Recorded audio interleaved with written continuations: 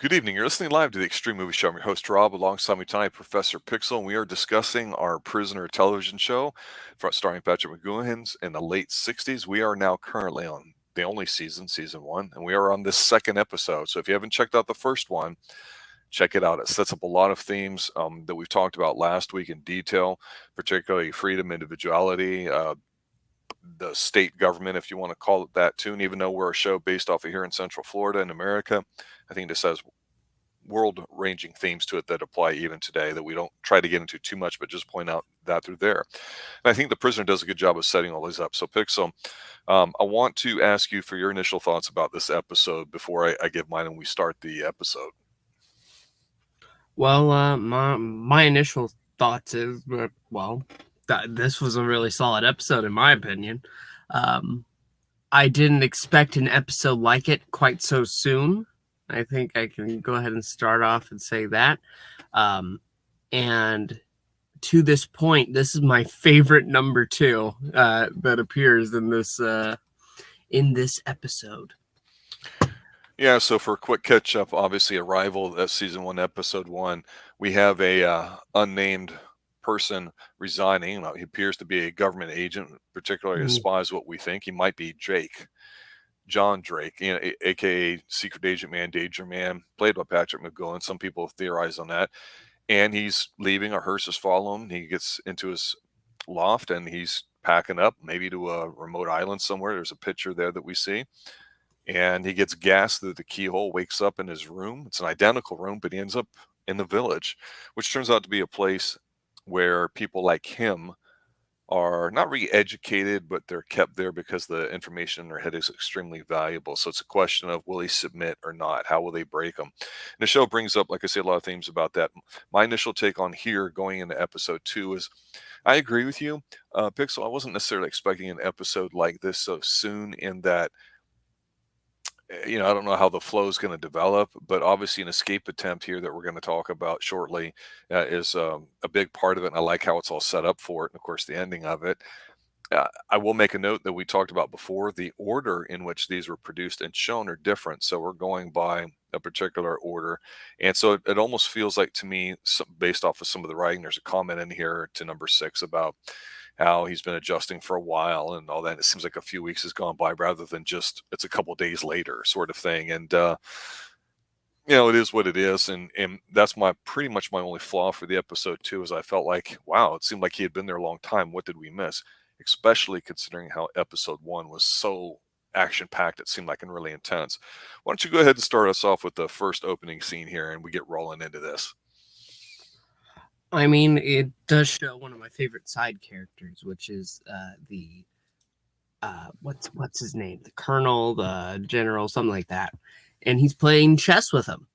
And pretty soon after, we got to see the new number 2 say how they need to break him, but not into pieces. They have to do it all at once because he wants to make sure that he has the man fully collected.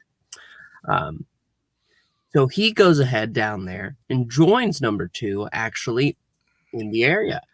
And they have a short conversation as a woman suddenly arrives. It seems that she's going to be the new number 8, and number 2 says, I really want you to be friendly to her. As well, he is brought into the Green Dome again, but this time, as he's making him tea, he's not trying to, he's not playing games as much, I don't feel anyway. Instead, he's talking about the woman as they're watching her on the screen, and she starts freaking out, and she gets invited by number 2 over the phone.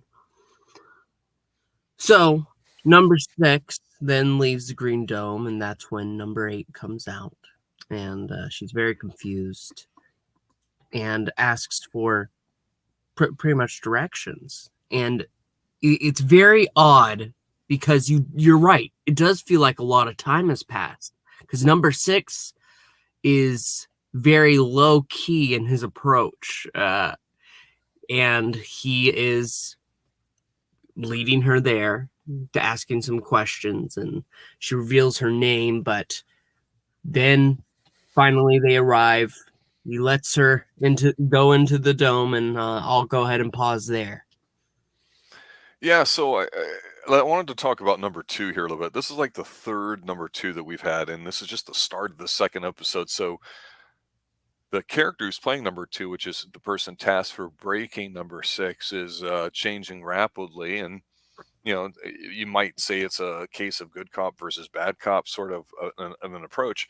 In here, he's got such almost like a friendly demeanor with him, like he knows his place, he knows his role, and he says a lot of things here too because he seems to be just really friendly with them. That he's like, hey, I want you to be friendly with number 8, this female that just came in. She's just coming in for reconditioning. She's going to go back out or whatever. And there's this big announcement at the start there with the very pleasant Disney voices at work over the intercoms everywhere, basically talking about this big arts and crafts contest to make sure you enter it. And we had got a snippet of in episode 1, and it will continue in this episode here, about how everything has a certain price, literally just called credits.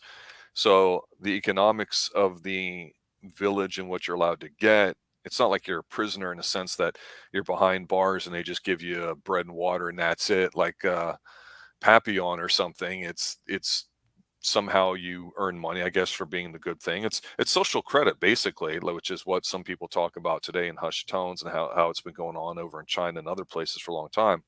But for some reason, despite all this, number 2 seems like he's not trying to befriend him, but he just almost respects him a bit and talks to him like he's a co-equal, like we're on the same team here, and he makes a few things about it. So when he basically says, hey, look, I really want you to be friendly with number 8 and all that, you almost believe him. This number 2 is he's not quite the dick that the other ones were in episode 1, and it's a dramatic change to it, that so much so that you're looking at this going, all right, what's the trick going to be? And of course we see that this woman that's brought in, um, number 8, so their numbering Nadia. system, Nadia. Obviously, with Nadia, you think Russian, you think Boris and Natasha, you think Russian, you think Eastern European, whatever. And they do talk about it, and to remind everybody with the show, this is 50 plus years ago. So we're looking at a situation when the Cold War was in full bloom, when the old Soviet Union, the USSR, was still there. And like I mentioned before, how NATO was created to kind of stop communism. That plays a part in what happens with the plot and the person that she knows on the outside and everything too. But I've always wondered about the numbering, because obviously number 1 is the person who runs the show. We don't know who that is. And then number 2 is the person in charge, is like the facilities manager. And here he is, number 6. So you think he's really important. And so with number 8, she must be pretty important as well too. So of course she's supposed to be somewhat attractive and worked at a high-end job in terms of some sort of government entity. That's why she's there. But it's she's obviously going to be a plot to it, and based off of the last episode, number 1 rule, just like in life, don't trust anybody. Trust but verify, as Ronald Reagan and other people would say too. And it's something that's going to come into play a great deal later on. But I just wanted to point out that number 2's approach just kind of threw me off, because not only did it seem like number 6 had been there for a long time, he seemed like he was doing it kind of like out of spite, like, oh, I'll blend in, all right, I'll make sure you guys think I do, but I'm really not going to.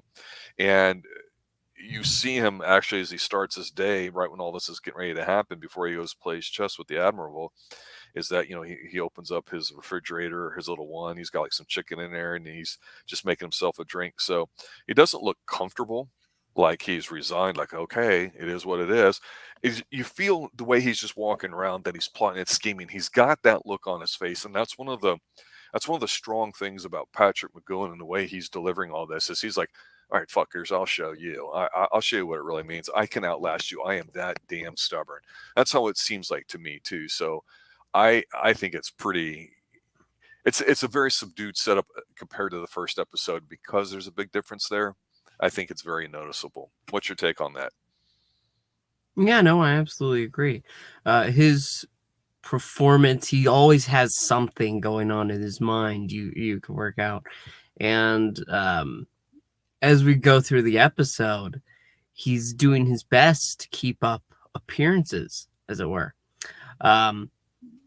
Because number 2 is watching as Well, eventually Nadia tries to escape, and she was an Olympic swimmer in her youth. So she goes ahead and she tries to swim out.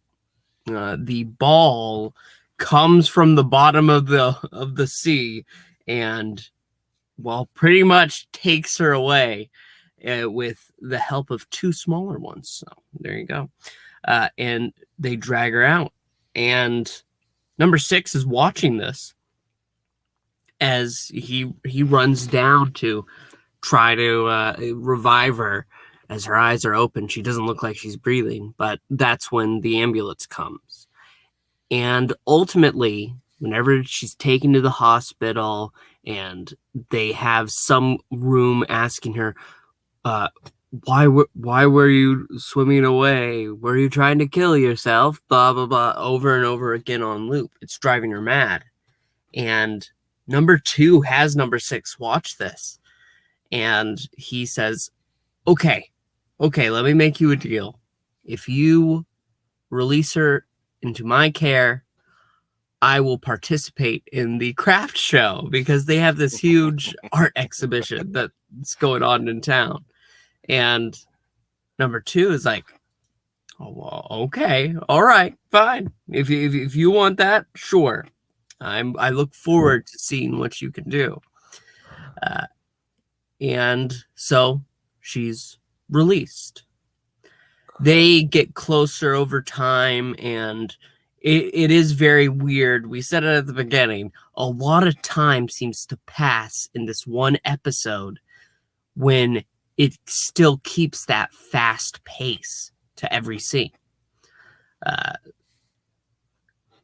From that moment on, you see as he goes out into the woods and he's working on his sculpture, that he's using a stone axe that he's made himself. That's not quite allowed, as number 2 would point out.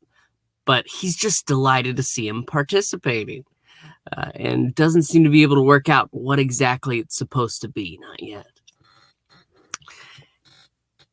The night before the craft show, number 6 and Nadia have a moment at night. Number 6 brings out the radio, because you always have to have that near, playing its constant music. And they whisper a conversation. They know where they are. They're at the coast of Lithuania, on the Baltic coast, about 30 miles from the Polish border. And Nadia says she has somebody who's going to be out there willing to get her, but they have to be ready to go. They have to be able to leave. And number 6 says that essentially he's got it all worked out. And I'll let you take the craft show. Overall, with this, I'm absolutely delighted, and I can see where this is going. Of course. One of the things I wanted to point out too about the show is I'm trying to look at some of the background stuff, and you brought up a scene in episode 1 where we get to see the rover, the balloon ball of energy, or whatever you want to call it. The first thing, it gets its name later on. When he says stop, number 2 does, and he's yelling over everybody, walking around. Everybody freezes except for one guy, who was not the plant, that was his buddy. He was just a rando. And here it's, like I say, we have a new number 2, but it's the same role. Like I say, number 2 is interesting to me because he seems to really like him, almost to a point of annoyance in a way. He's very gregarious, I guess, and all that. He's very enthusiastic. But some of the background stuff I've been trying to pay attention to, not for the production value per se, because a lot of these are set pieces, of course, and some exterior shots. But you get a lot of the facial close-ups too. And the guy he's playing chess with is, I believe, a captain, let's say, or whatever, and he's an older guy, and they're talking. And the general, he's in the retirement facility. So this is the same spot where he saw, I think, the boat, but that we saw from the last episode, but also here where you get to watch the helicopter arrive when it brings people in or out. So if you look at this in science terms, the village being a closed system, you're looking for what comes in and out of the system to change the state of the system to sound all scientifical. And so he's obviously putting himself in a position where he can observe the goings. So what is he doing? He's taking notes. He's blending in. He's watching things going on, and it's pretty cool. But the general, even though they seem to be on friendly terms, even though he's beating him at chess, he's in the flow of conversations, not exactly getting questions answers when he's like, well, what regiment was that? When he says in my regiment back in my day, and he just won't answer. So you're like, is he really one or not? You don't know. And I love these little paranoid things to it, because you can see on his face, he's like, I'm seeing what's going on. And then I think for familiarity's sake, we get a quick play of him in number two in number two's office doing this deal where he's looking at his file again, proving stuff to him, just like in the last episode. But in this case, he takes 3 lumps of tea after saying 2 will suffice, even though we know he doesn't like that sugar. So the aggressive breakfast has now become more of a challenge, like, well, I'm going to F with you this way based off of what, as Hugo Drax and Moonraker would say, the English's only contribution to humankind, that would be afternoon tea. So I thought that was kind of funny, because number 2 here, while he's almost whimsical in his delivery, the guy's really good. He is intense. He's not a goof. He's got a little bit of an angry side to him. And he just tells him point blank in his own way, yeah, you're going to come around to us. And if you don't, you're going to come back to me whimpering. Just watch. But anyway, we do get to see number 8, Nadia, getting the disorientation treatment while they're both watching or whatever. But for some reason, and I don't know if I like this or not, number 6 does seem to be at least genuinely interested in her. And I don't know if it's supposed to be romantic in that sense, because it seems like it's going that way through this episode. And I'll let you comment on it as we get to those scenes later.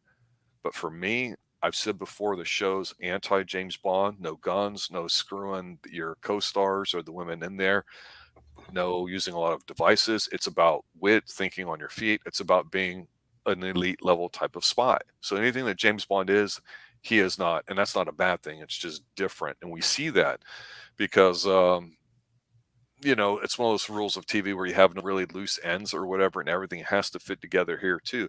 You do see them trying to discuss things, and the paranoia of him taking the radio out and while they're talking, and it's supposed to be like he's brushing her hair romantically and everything too, to kind of hide it. I thought that was kind of cool, especially for its time. Technology's changed so much that you wouldn't be able to do that now, or would have to do it differently. But it's the craft show. I was like, okay, it's just one of those things, but turns out it's going to be major. Because yeah, she's a swimmer. What do swimmers do? They swim. She's alleged, and this is allegedly, if we believe her, and that's one of the rules too. She does make the attempt, but the rovers bring her in, and now there's a couple multiple ones. That was just to hide the guys dragging her on the beach, production value wise. But the creepy scene here is part of her treatment after she gets brought back in.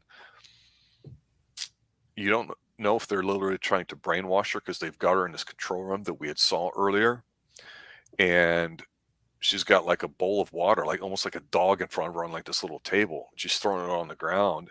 And so she's timing bursts of electricity. It's like they're going to shock her and kill her.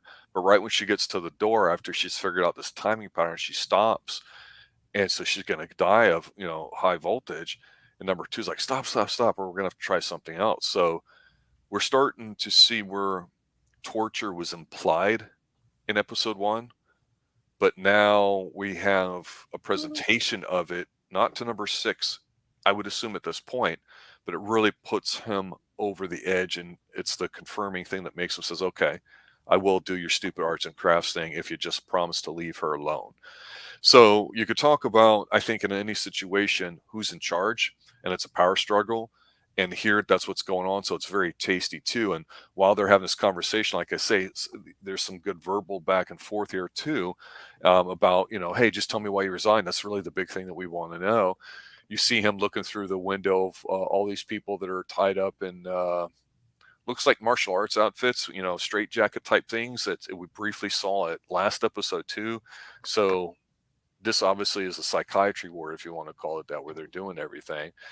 But yeah, almost seem like they're settling down. He's doing the be seeing you thing to it.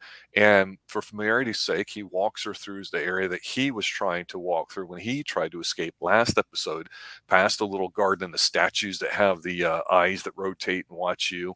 Just like in our James Bond most recent monthly review of Roger Moore's first outing, where we see that where the girl freaks out and then of course the spike kills her. That doesn't quite happen here, but in terms of production value, this is the worst thing. He goes to make the boat or the canoe out of a giant piece of wood, but he doesn't even break a sweat. I mean, and he's almost got this tracksuit top on, which just killed me the entire time. I'm like, whatever. And it's a boat, right? So at least to me, it was really obvious. Even number 2 comes around, doesn't quite see it at that stage yet. But it's hollowed out, and he talks to him, and after a little so-called romantic plan outside the window before 8:00 curfew, I guess that means everybody has to be in. I want to see him break curfew now. You're going, okay, they're going to make a break for it. We've got about 20 minutes left. What's going to happen? And before that, they actually attempt to make the break. They go to the arts and crafts show. And here's the most sinister thing about arts and crafts, and I've been playing it up as a joke. But every single piece of art in this craft show from everybody that's participating, including the general he played chess with. As a matter of fact, the general holds up a chess piece, a king, and there's this crash zoom into the face of it with him holding it. Everything in here is some sort of resemblance or liking of number 2. And the number 2 that we have, like we say, is the third one that we've seen so far. But he has a goatee on and his hair is different. He's physically a different number 2. Not just an actor, but the role of number 2 is somebody else now who came in to do number 2's role.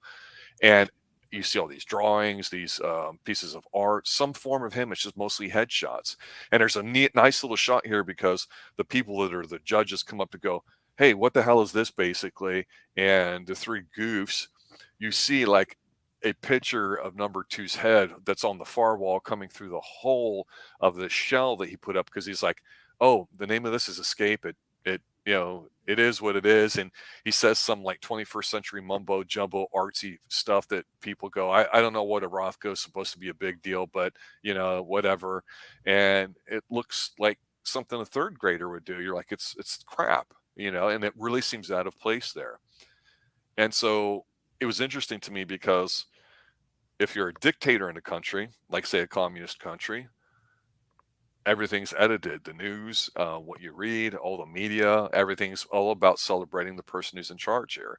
And so you have this arts and crafts thing where they don't say that, but they demonstrate it, but they do so with that British sense of humor of almost like a mocking tone that everyone's going to be clapping and happy for number 6 because he ends up winning the grand prize of 2,000 work credits or whatever it is. So now he's got an exceptional sum that he can use, which he so graciously decides to give to somebody else, feeling like they deserved it, and everybody's all happy with it. And you're like, okay, if you're just watching this, you're like, what the F is the point to this? It makes no sense.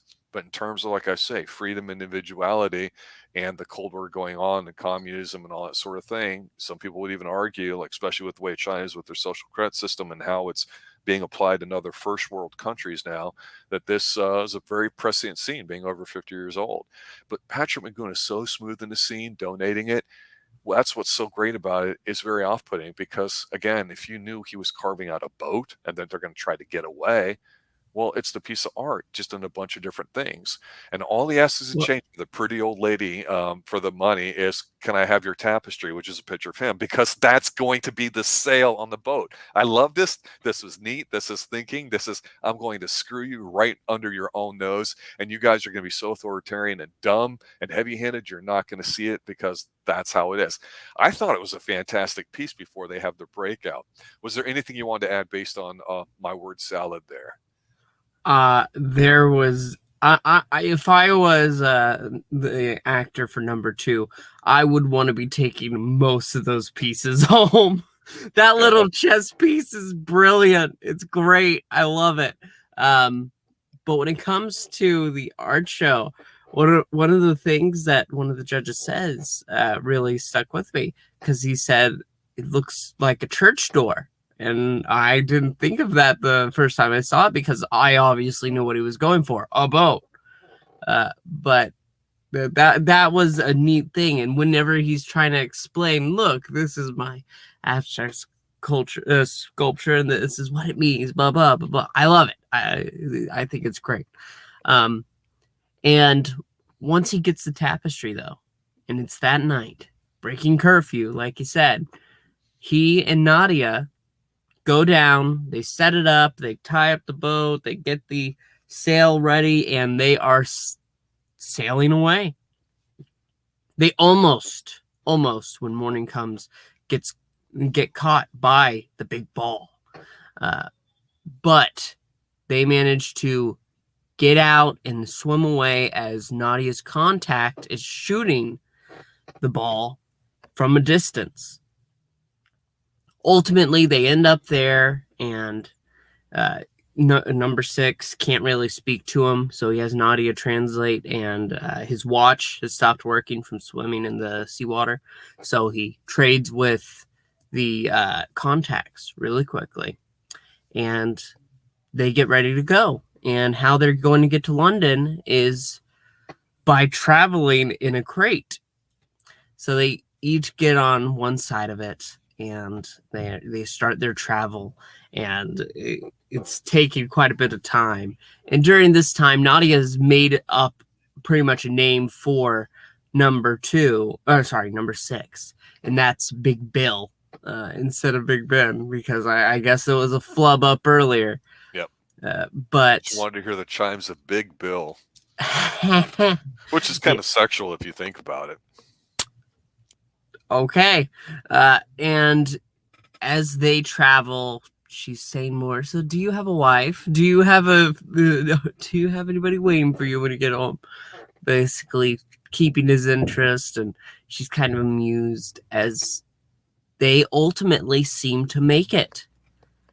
His boss is there, ready to receive him, and the crate is opened, and we see Farthingay. What a name, Farthingay, and one other.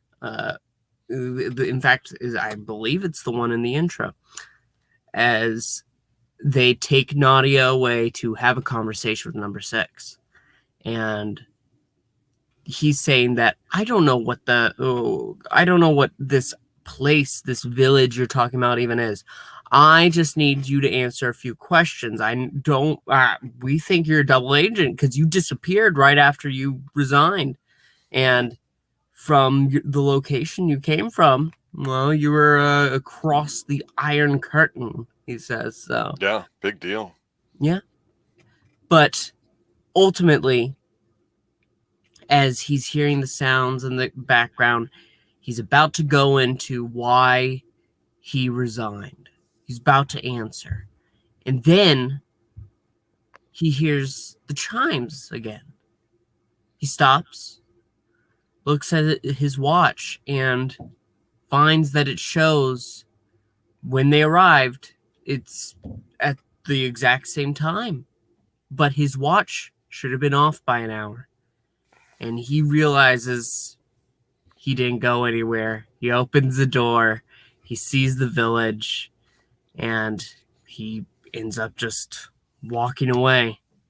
And with one final look to Nadia, and Nadia says to number 2 that he was right about number 6, at least partially so, before we reach our end. It's, again, I was talking about number 2 early on, and in here they know that they're trying to escape, and with Nadia's contact, it seems like it's a genuine one, because they just barely get out of range of the rover, and he takes his watch because his is broken due to the seawater, which makes sense or whatever. And I like how the details were put in here about, okay, yeah, we're going to be in a box, but we're going to go from here. It was a Gdansk or whatever, Danzig. Then we're going to fly to Copenhagen, as a lot of people like to say. Then I'll fly over to London. So you're getting the burst of activity. And we get the cutscenes for them actually traveling through it.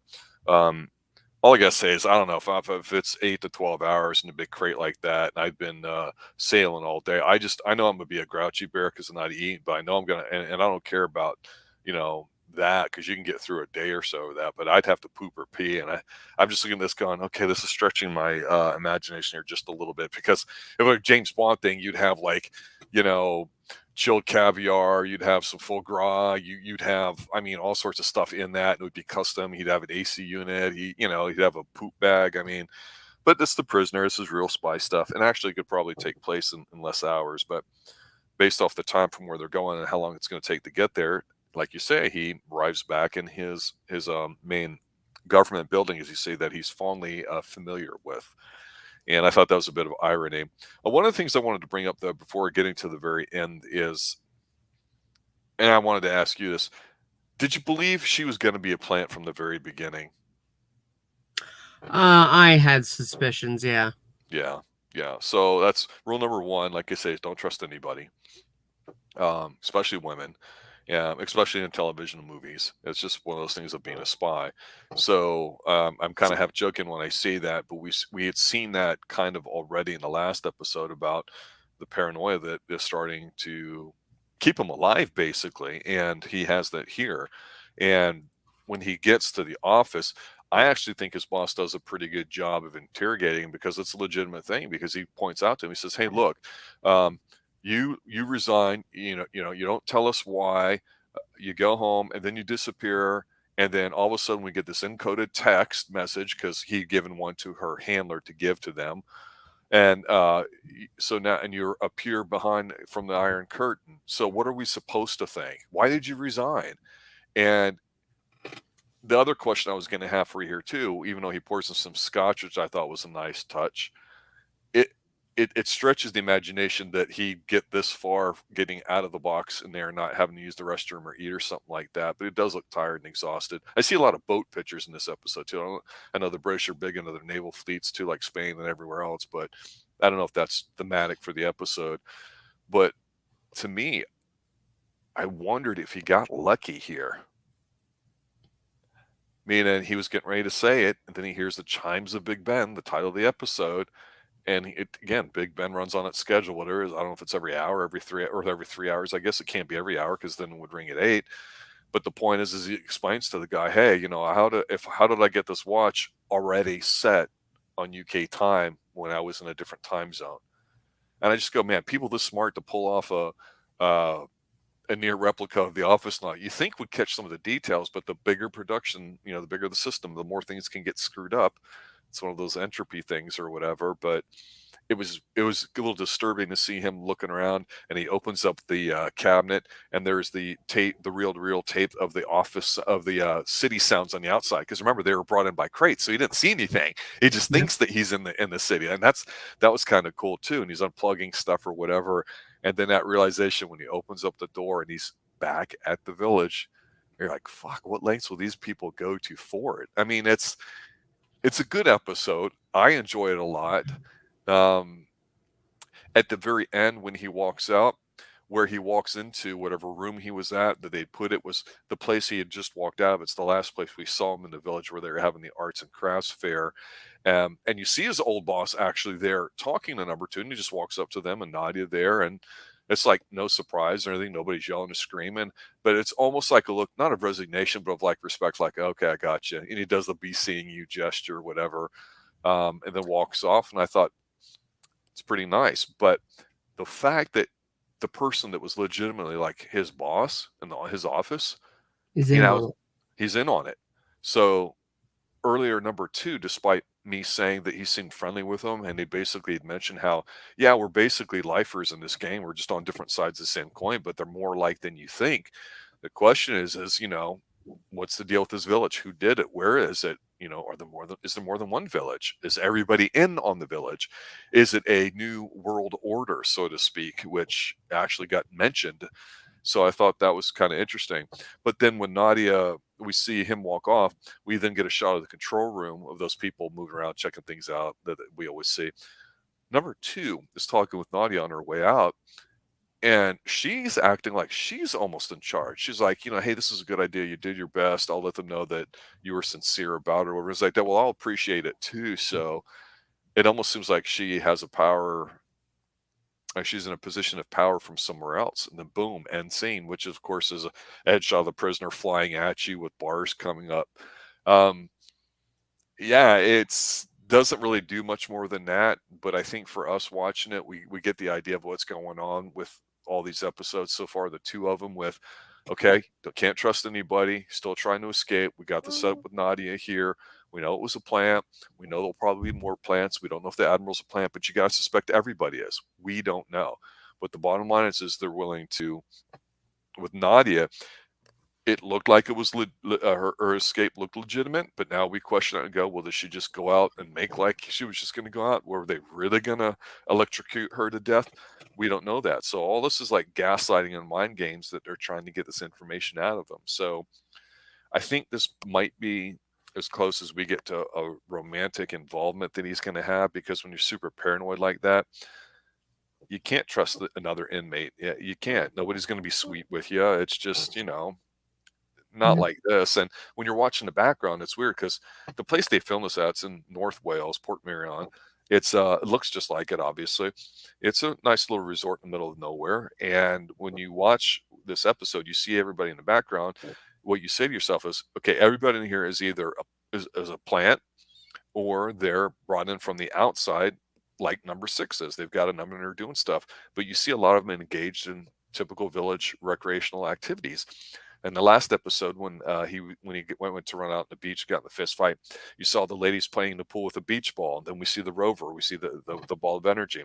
In this episode here, she's a swimmer. So what do we see? We see her sitting at the beach before she goes swimming with everybody out swimming. And you're going, every single person in here, presumptively, as somebody like him that has some bit of valuable information, where they're all put together, but they can't trust each other. And some of them do seem indoctrinated, as it were. And you get that sense of paranoia. I say 2 episodes in, I just wonder if it's going to get more intense. And I liked the episode. I thought it was entertaining. It didn't really set up really anything, I think, too different. They just kind of continue with the main overall theme. But I thought the whole dictatorship theme to this was very strong, very obvious when you're looking at it. But I thought it was hidden well behind the fact that we've got this mysterious person coming from the outside, and he's intrigued by it, and it's somebody of the opposite sex, and we don't know anything about his marital status. We assume single, we don't know. But the one thing I will say is this, and I'll have you comment on it. I've always said before a little bit that characters matter, and if we don't like the character, it doesn't matter how good the story is, because if we can't identify with him or her, then it's not going to be any good. But one thing that trumps characters, and characters are used as a tool to flesh out stuff, is certain universal themes. And I've mentioned before, freedom, individuality, and we definitely get that in here too. So I'm glad that was here. I'm glad that was very strong. I can't wait to try to look for that in the next episode. I'm assuming that it's still going to be there. What other thoughts did you have about this episode? As for, well, number 6, I do believe that it is a village full of former agents, and I think some of them have just been beaten into submission at that point. That's just where I'm thinking thus far. But I was surprised by this episode, by how far they let it run. Obviously, yes, at the very end, oh, you're actually here. But with how much they pushed it, how free they let him, well, they let him thought he was getting. It's astounding. I am very interested in the next episode, because when you have first episode so dang good, and then this one, even though, like we said, it takes place with what feels like at least weeks, if not months, it's astounding. And I look forward to continuing. And the other thing too is the whole world was still, or I should say, pretty much the United States back in the late '60s was still on a form of the gold standard. They weren't quite off. It would be a few years before Nixon would do that.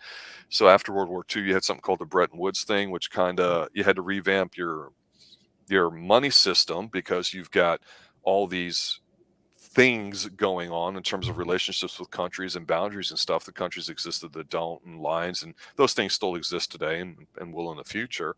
So it was interesting that they brought up the basic credits thing. So let me ask you this. What pretty show famous from the 60s, not so famous at the time, started using the universal theme of just credits, where everybody had credits? Do you remember or do you recall? No. Star Trek. Hmm. And some might say it was an easy way of dealing with the economy issue because there's always an economy of some sort. And in this case, the more you dive into Star Trek, despite the fact the original season had some great writing, some of the best all of television, the series in general, especially as the series has changed into other series over the years, is very communist. It's a prime directive. It's run by a world order, if you will. Everybody's got money. To each his. Spock even quotes it in Star Trek too. The whole communist thing about to each his own according to his needs and ability and all that crap or whatever, right out of the Stalin thing too. And so here in the United States, you had after World War II, like we'd mentioned before, a lot of people coming over from Germany and also the or anywhere else there in Europe to the United States, getting places in government jobs, getting placed with different identities, especially if they were scientists and had some sort of value that way, in large research firms. Because back then, most research was done by private companies like your IBMs and whatnot. So, to have what you think is the end of World War II or a Cold War going on, and this whole what they call Red Scare going on with the Chinese and then the Russians and all that was a legitimate thing. And for number six to be interrogated like it was by his boss very aggressively about being a turncoat basically and double agent, those things are going on all the way. And not to get into it too, but these things are just universal. Like you could say this was a honeypot episode. They tried to honeypot him. They tried bringing in some banging woman that he thinks is a hot little Ruski that was an Olympic level athlete that's a swimmer, so she's fit too and smart and wants to escape. Well, yeah, that might make his defenses go down if he's been there for a little bit of time and seems to be settling in. And he's basically makes the deal to get with her. So they didn't go hardcore because you can only go so far in 60s television.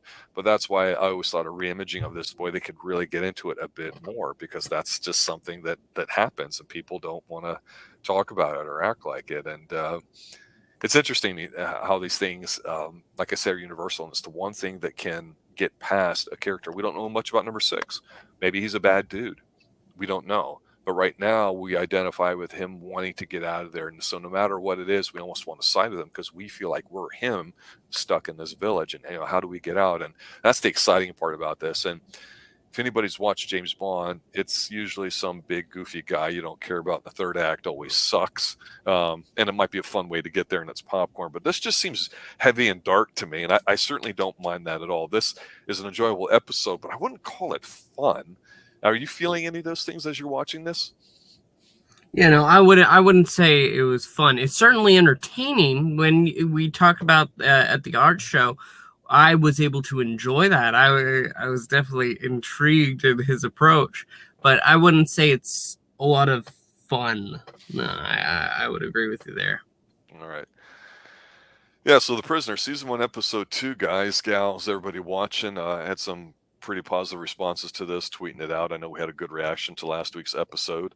I'm looking forward to continuing this next week, 6 p.m. Eastern time, as we go into episode 3, which I believe is called A, B, and C. So we'll see what that means. But yeah, Prisoner, if you haven't watched it, is currently showing on TV. Tubi TV, which you can check out, on your computer. If you have an ad blocker, like some of in chat, Ed is saying, you can watch it without it. If you have your big screen TV, maybe you've got ad blocker there. Print looks great. It's fantastic. I can't tell that anything's edited. I don't know that they have like any extended scenes or deleted scenes too, but it seems to all be there. Very few ads when I watched it on my my television this morning. It's a great little watch. This looks so much better than the small little color 13-inch TV I originally watched it on too. So it's very good. And if you can get past the late 60s production values part to it and not let that offend you, and just pay attention to what's going on and the story behind it and all that, it's been a great watch. And I'll say this, Pixel, no drop off in quality from episode 1 to episode 2. I agree completely. In fact, I wouldn't say that I'm not sure if it's better, but it's certainly the same. And you gotta give them a tip of the hat for that. Yeah, and you and I had just finished up doing this past year doing our weekly review of Twin Peaks, all the way episode one, all the way to season three in the last episode. So we've got a few more of those I'll be dropping over the next few weeks as we finished up. The guys, Twin Peaks is the only thing reminiscent to The Prisoner in terms of just how much stuff's going on and how interesting it is. But Twin Peaks, like I said, was the standard bearer for a lot of things to come afterwards. But The Prisoner, to me, I think is that athlete that's playing at the peak of their game, you can't touch them sort of thing. And 2 episodes in, we've got 15 more to go. I don't know if it's going to be able to keep up that pace, but it did a damn good job of that here in episode 2. So make sure you check it out. Check out episode 3. We'll be talking about that next week, going through it, and we'll do a deep dive and see whether or not number 6 can make it out of the village. Until then, be seeing you. Be seeing you.